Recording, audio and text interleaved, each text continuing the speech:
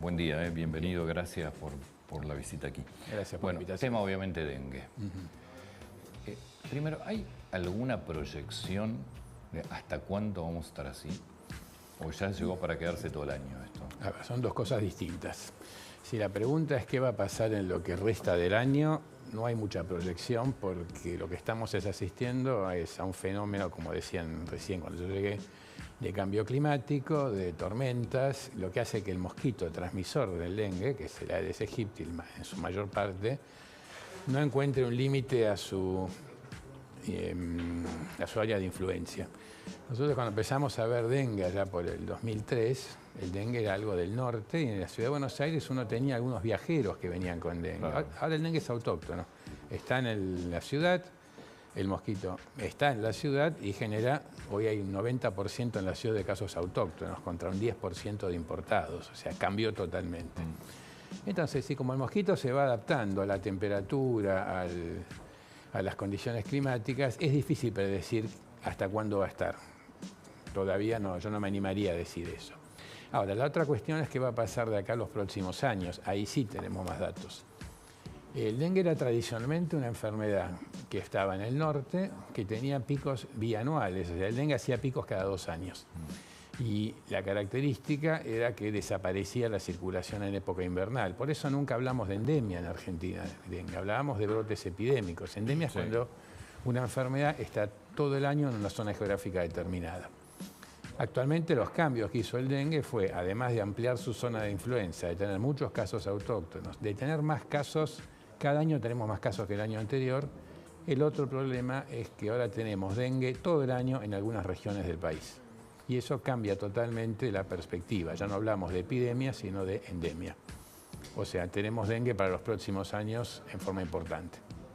Y sobre este año, a ver, la única posibilidad es el frío. O sea, la única posibilidad es la temperatura para bajar el tema dengue. ¿No sirve la fumigación, no sirve nada de todo eso? Lo que tiene el frío es que limita el ciclo biológico del mosquito. Pero si uno va a confiar en eso es un problema porque estamos esperando que se arregle mágicamente. Sí. Durante la época de circulación del mosquito, lo más importante es prevenir su reproducción. El mosquito adulto es un problema, pero no es el problema del dengue. El problema del dengue es que ese mosquito adulto, mejor dicho, la mosquita, porque recordemos que el mosquito se alimenta de frutas, el mosquito, el macho, la hembra se alimenta de sangre para poder mantener a su prole, a su embarazo. Por eso pica. Esa hembra va a poner en zonas húmedas un huevo que se convertirá en larva, después en pupa, y que tiene la característica de poder mantenerse en malas condiciones de temperatura, sequedad. Por lo tanto, si yo permito que un mosquito macho ponga un huevo, esto me garantiza dengue el año que viene cuando haga eclosión en la primavera. Entonces, el mecanismo que tenemos ahora de transmisión, que es una estrategia global de prevención, empieza por el control del mosquito. El famoso descacharreo, evitar que queden vasos o tazas. Todo eso es fundamental. La fumigación es un elemento que ayuda, pero no va a resolver el problema, porque si tengo mosquitos adultos es porque lo dejé reproducirse. Entonces, quedará muy lindo fumigar. ¿Pero la fumigación no te mata aunque sea un mosquito adulto? Sí, pues ya puso el huevo. O sea, llegaste tarde. Está bien, pero si yo fumigo sistemáticamente, en cuanto eclosionen, sigo fumigando, llega un momento que lo voy a eliminar. Sí, pero lo importante, vamos, hay que fumigar. Esta es una estrategia integral. Acá necesitamos evitar que se reproduzca y cuando se reproduce y crece, matarlo. Yo no estoy negando la fumigación. Digo, que si uno se queda con la fumigación como estrategia, no funciona. Así fumigue con continuidad. No, porque esos mosquitos están. Además, la fumigación, como ustedes ven, ¿dónde se hace? En plazas, en parques. Sí. El mosquito es domiciliario. ¿Quién fumiga dentro de mi casa? Entonces, eso es parcial. Acá lo más importante todavía hoy, con todos los avances que tenemos, es evitar la reproducción del mosquito. Eliminar las fuentes de agua tranquilas. Este es un mosquito domiciliario. Deja sus huevos en aguas claras y tranquilas. Esto es los floreros, las platitas de las macetas. Ese es el problema. Yo no entiendo bien ese concepto de mosquito domiciliario. ¿Quiere decir que yo voy a un parque y ni me pongo repelente? No. ¿No pasa nada? No, está lleno los parques de mosquitos. Lo que pasa es que tenemos varios mosquitos. Por eso, pero el mosquito del dengue Sí. También puede estar en los parques. A ver, yo lo que trato de siempre decir es, uno no puede jugar a la entomología.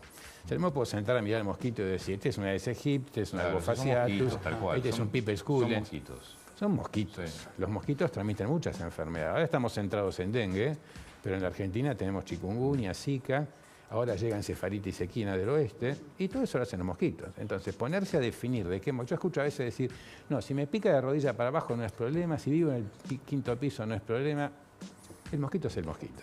Sí, Entonces, tal uno cual. tiene que combatirlo, no dejarlo reproducirse, fumigar y usar repelente. Esas son las 3 estrategias básicas para evitar la reproducción del mosquito, porque ese mosquito va a transmitir enfermedades. Dengue, la que más conocemos, chikungunya, zika, fiebre amarilla. Fiebre amarilla la tenemos, por suerte no tenemos brotes autóctonos. Fiebre amarilla lo tenemos en la frontera con Brasil. Sí.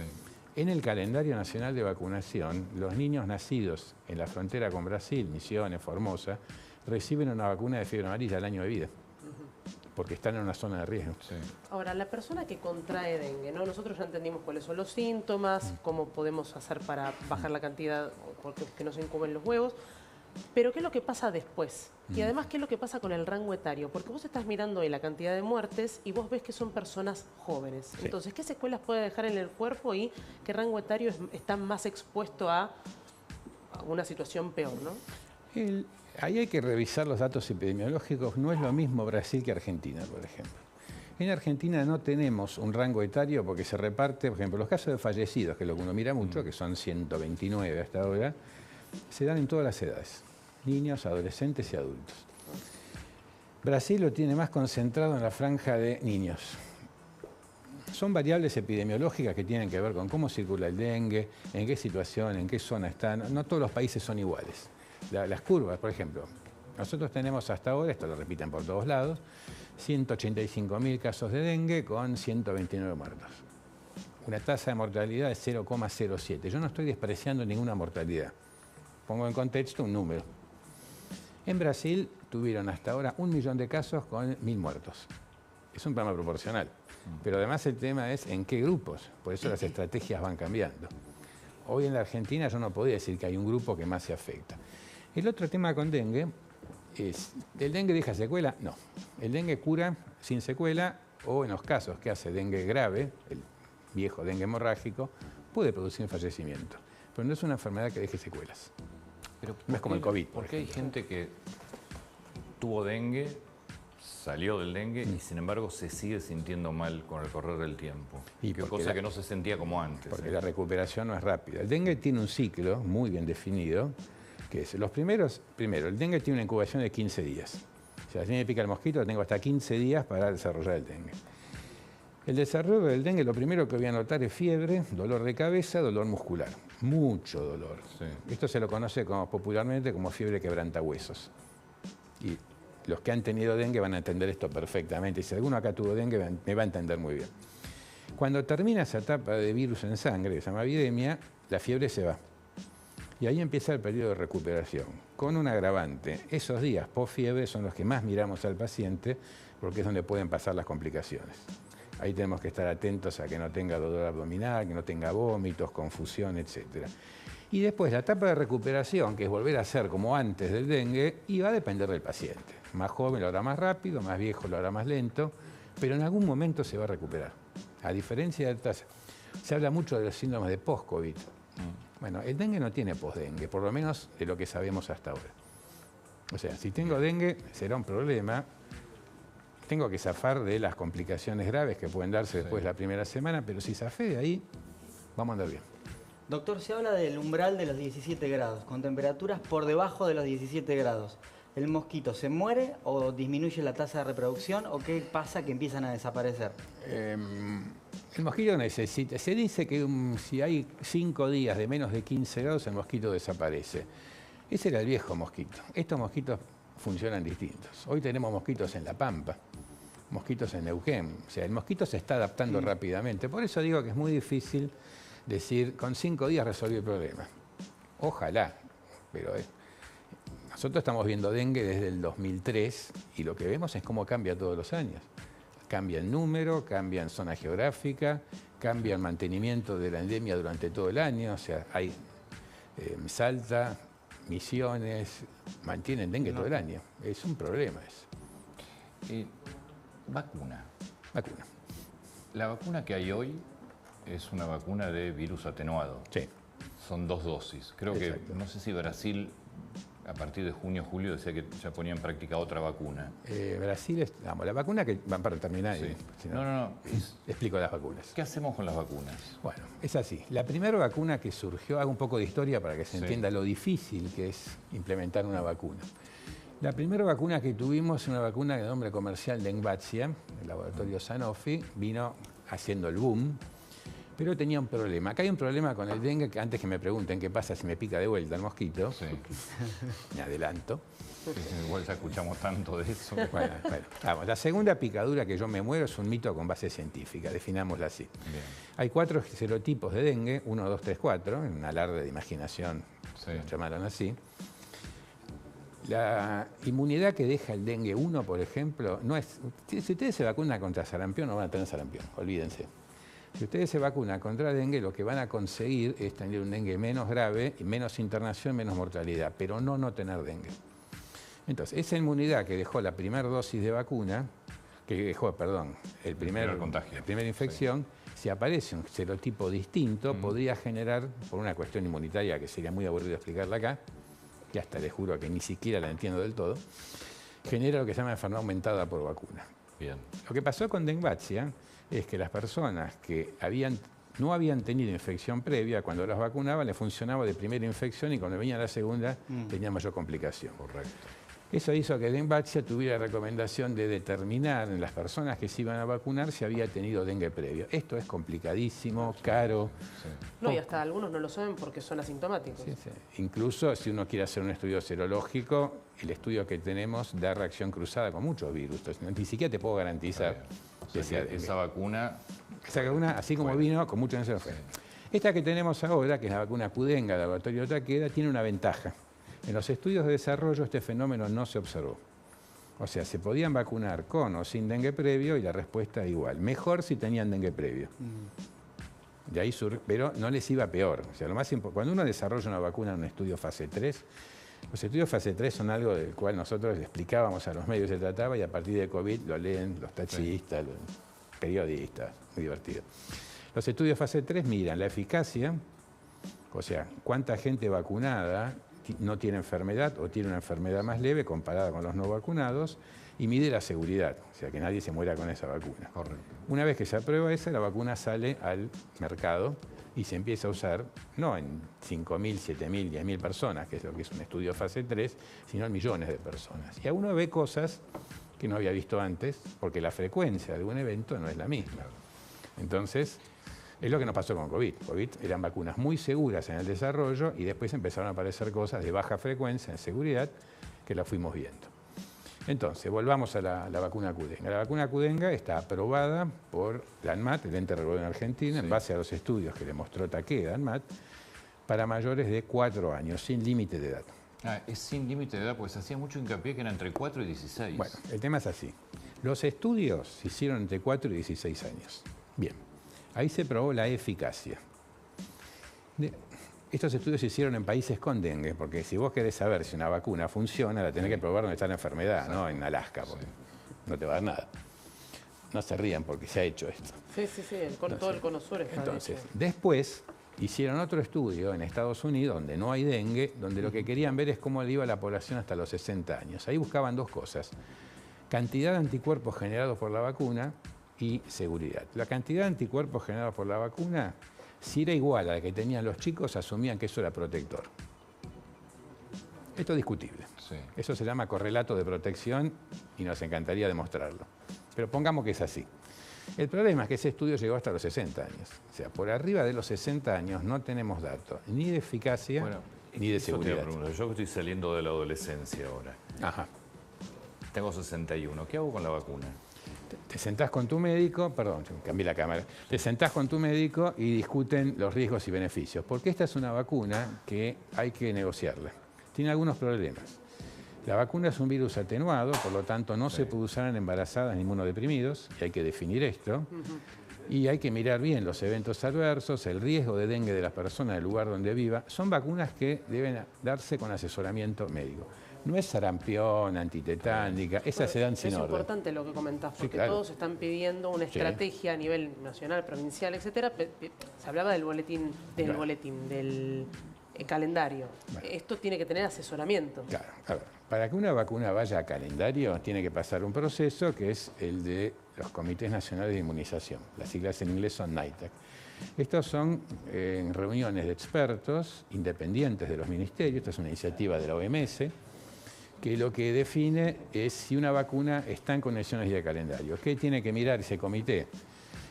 La eficacia y efectividad de la vacuna, la seguridad, la situación de la carga de enfermedad en el país donde estén, la sustentabilidad económica. Cuando analiza todo esto, Sí. termina diciendo, bueno, vamos a recomendarle al Ministerio de Salud que implemente esta vacuna. Y ahí el Ministerio puede decir que sí o que no. La CONAIN, como cualquier NITAC, no toma decisiones vinculantes. Yo he leído mucho ahora de las CONAIN, pero la realidad es que no toma decisiones No, vinculantes. sugiere. En la mayoría de los casos los ministerios aceptan acá en todo el mundo, pero no están obligados, ellos tienen que hacer su propia evaluación. Esto es virus atenuado, la vacuna. Sí. ¿La vacuna tradicional cómo era? No existía vacuna tradicional. La otra vacuna que Las tuvimos... vacunas tradicionales en general, que no son de virus atenuado. No, claro, las vacunas se pueden dar en virus atenuado o virus inactivado. Inactivado, porque Brasil me parece que lo que te estaba contando, creo que a mitad de año empieza a colocar una vacuna de virus ¿Inactivado? inactivado. Brasil está trabajando con una vacuna con el Instituto Butantan, el Fiocruz, hasta donde yo sé es atenuada. El problema de la vacuna que está desarrollando Brasil, esta es una vacuna de 4 serotipos. Hay una ingeniería genética que hace que al virus le saquen carga genética. La vacuna actual. 1, 2, Sí. 3, 4. Sí. Les cuento, funciona para 1, 2. 3 y 4 tiene poca respuesta. Y la vacuna de los brasileños, o sea, el Fiocruz, que está en desarrollo, solo tiene 1 y 2. O sea, uno tiene que usarla en países donde solo circule 1 o 2.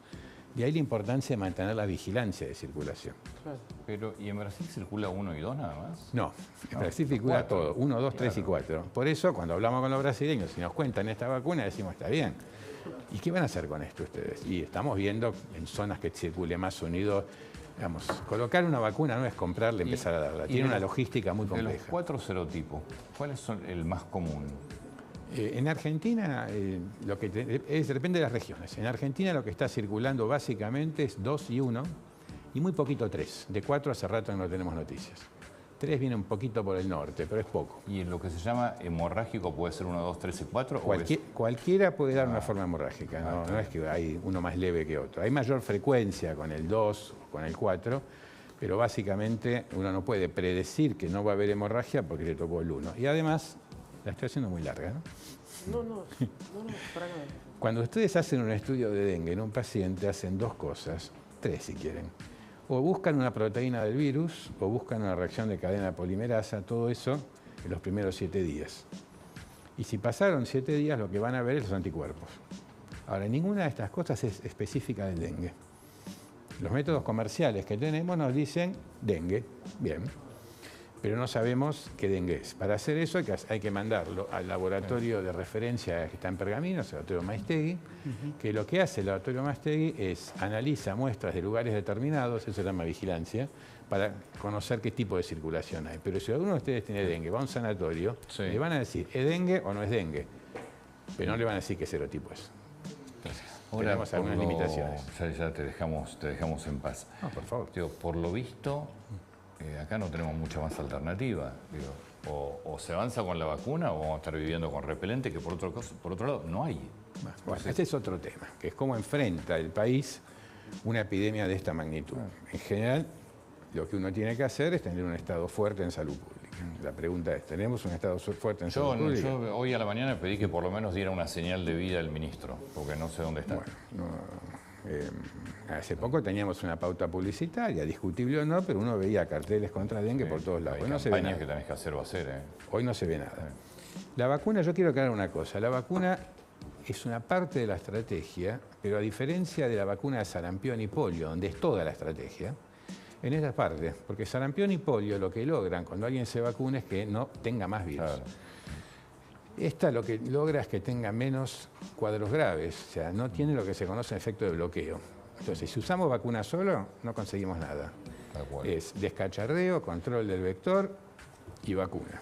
Y la vacuna habrá que aplicarla en los lugares donde realmente valga la pena. Sí. Y después no sé con qué si no tenemos repelente. Ese es otro tema muy complejo, porque yo lo Sí. que he visto ahora es repelentes a 60.000 pesos. 80 y pico hemos visto hoy en páginas. Es una Bueno, estafa, eso un es robo lo- mano armada. Bueno, algunos dicen que es la ley de mercado. Pero bueno, No, esto pasó toda la vida, más Sí, allá de sí, la ley de claro. mercado. Lo que pasa es que dicen las empresas, creo que Johnson es la principal, que esto los agarró completamente desprevenidos, que no esperaban semejante pico de demanda. bueno, la epidemia de dengue es previsible, sabíamos que iba a pasar esto. La empresa Exactamente. Y seguramente que año a podía año tener- los casos aumentan. Y en la todo empresa- caso abran la importación, muchos empiezan a traer de afuera. Sí debe haber en otros países. Seguramente. Lo que repelentes. pasa es que Johnson es casi un monopolio de los Es repelentes. monopólica. Es el dueño de todos los repelentes Sí, que ustedes sí. ven por ahí, todas las marcas es de ellos.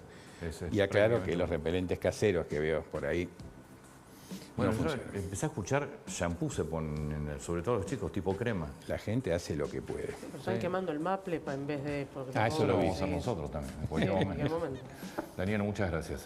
Gracias por la Muy invitación. atento, por favor.